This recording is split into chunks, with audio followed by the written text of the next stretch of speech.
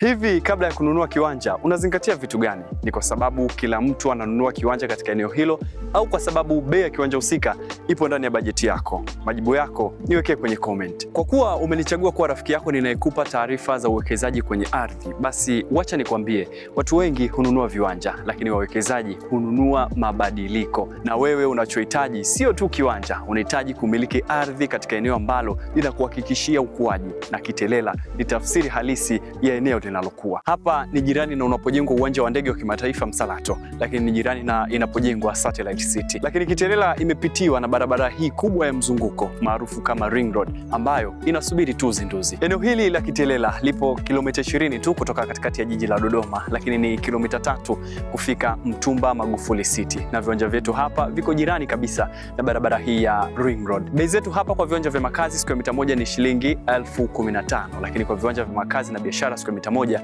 ni 20,000. Kwa viwanja vya biashara square mita moja ni 25,000, na viwanja vyote hivi unaweza kulipia kwa cash ama kwa installment ya miezi 3 mpaka miezi 6, ambapo gharama hizo pia zinajumuisha na uandaaji wa hati.